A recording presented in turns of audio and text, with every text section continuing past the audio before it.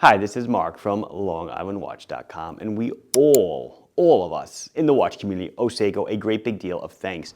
Their development and release of the affordable collar automatic GMT movement, the 4R34, and then their decision to release it as an unbranded NH34 for the entire market was one of the best things to happen to watchmaking in the last couple of years in the affordable sector. In case you did not know, prior to the 4R34 coming out, if you wanted an automatic GMT, the Miyota 9075 hadn't been developed yet. If you wanted a low-cost automatic, you had to go to some kind of, I want to say not as higher quality movements. It's so much so that many brands just simply did not use them. So when Seiko did this, they ushered it in. So let's give them a bit of thanks today, and let's review 3 of their watches in different styles. I have like a field, the 5 diver, and a Presage version that all use the 4R34, so you can see the many faces of it. On my own wrist today, I wanted to get into the GMT feel. So I'm wearing my Zin 757 UTC Chrono, which ironically, they call this UTC, the new name for GMT as it were, but the watch really isn't a UTC because UTC would have a 24-hour time scale on it, and this doesn't. It's that yellow hand rotates twice a day to give you another time zone. Anyway, and on my other wrist, I am wearing an Islander green port. And Islander is a brand that certainly has a bunch of thanks to give to Seiko, both for all the movements that they make that we use in the watches, and also obviously the original inspiration that started the whole line. But of course, as you can tell from looking at the green port, there's nothing Seiko about this thing, not even the movement, because this one's using a Miyota movement. But anyway, let's see the GMTs. The SSK017, the SSK023, and from the Presage collection, the SSK009. So before we proceed, in the opening, I did mention that the Miyota 9075 had not been released yet. It was released shortly after the NH34. It's still an affordable movement, but is a traveler's GMT. So it is decently more expensive than the watches that contain it. While still affordable, are certainly far more than NH or 4R34 based watches are. So we're going to kick it off with the 5KX versions, not running, so we know we can hand wind these because these are based on the 4R34, which hand winds and hacks.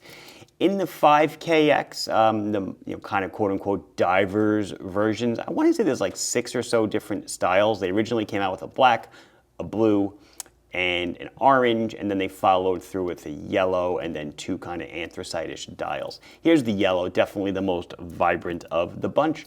So let's go over it. It is 42.5 millimeters in diameter. It is 13.4 thick to a flat sapphire crystal. It is 46 millimeters on the lug tip to lug tip. Exhibition case back, so you can see the 4R34. Again, the difference between the 4R34 and the NH34. Basically, it's just the branding on it. The 4R34 is used exclusively in Seiko watches, and the NH34 is sold to market. Hard Lex crystal with a magnifier Cyclops over the date. We do have a 22 millimeter bracelet. It's very nice. It does have solid end links and a Seiko 4-position flip-lock clasp. It is sized with pins, push pins, and it does have a bi-directional, smoothly rotating bezel.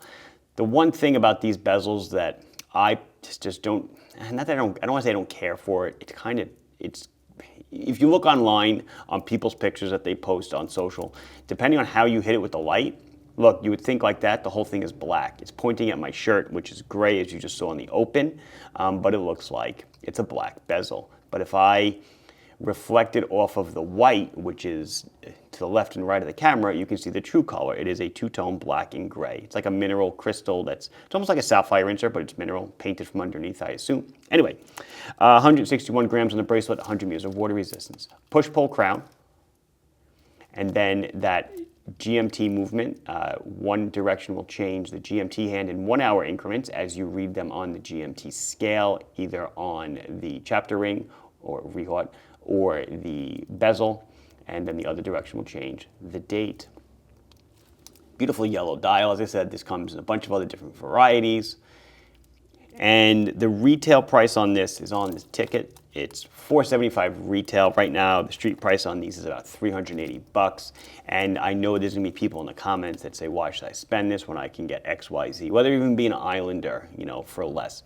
Just remember, these people paid to develop this. They are due their right to make profits as much as they want. All the NRE, that's non-recurring engineering, etc., that goes into producing this movement is insane, insane. And they have a right to recoup that investment. So yeah, Hardlex crystal, a push-pull crown, not screwed down, etc. But whatever, we thank them because they are the ones responsible for developing the movement. And we'll move over to the SSK023. I featured actually every watch you're going to see in the video today on the channel at some point.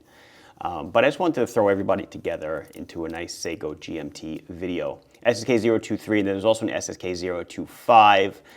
These are all USA market watches that I'm talking about because we're an authorized retailer for Seiko. Blacked out version, black case, etc. Black nylon strap, I believe, or black leather, I'm not sure. But you can go to the website, you can see it. There was a beautiful, beautiful white dial. I think it was released only in Japan. Man, that thing is killer.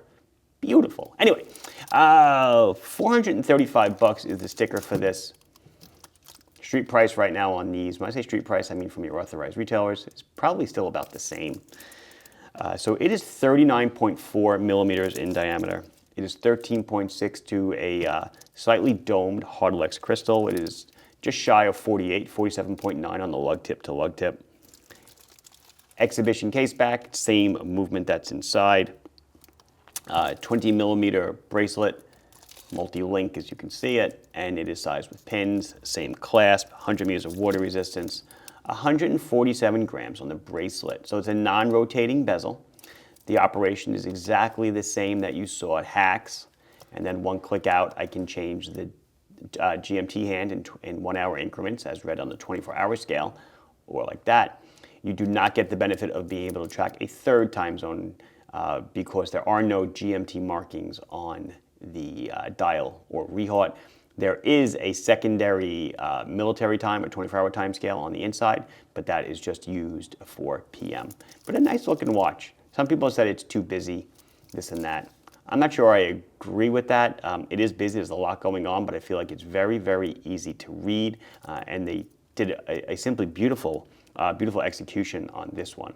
You know, before we get into the Presage model, I'll wind it up, I'll set it. I should mention that the two watches you just saw a minute ago, we are developing our own bracelets for because there has been a lot of requests for it. So those we should have, I don't know, maybe May, June timeframe or so, I'm hoping. So be on the lookout for those. So this is the Presage GMT. You may notice also the last two I showed you had made in, damn box crystal, had made in Japan to the left of the 6. Those are made in Japan, as are most of the Seiko 5s that we get as a authorized USA retailer nowadays. But a Presage is always made in Japan. There is no other way about it. So this is the SSK009. It has another model, the SSK011, $625. That is the price. Presage is never sold at a discount. Also running on the same 4R34 movement. There it is, visible through the case back.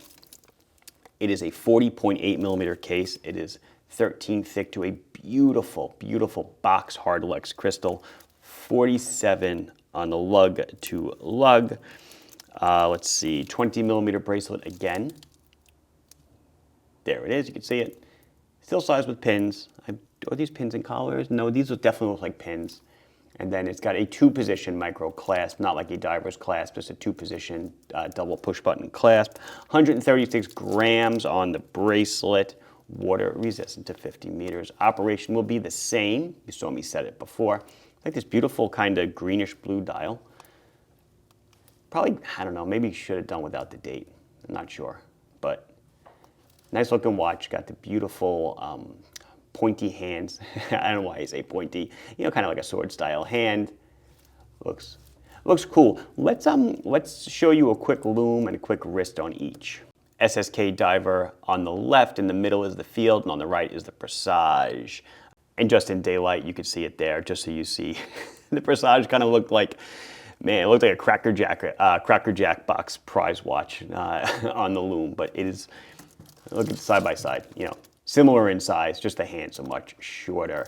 And there's the first one, looking good. All these are gonna be fine on me. They're gonna be just peachy. Here's the second one. My wrist is 6.5, 6 3/4. I know I say it all the time, but just so you know, it's kind of the two numbers I generally float between. And the third one, that Presage. That looks nice, right? Nice dress watch, added functionality of GMT. And that's gonna wrap it up for us. Whoops. That was pretty funny.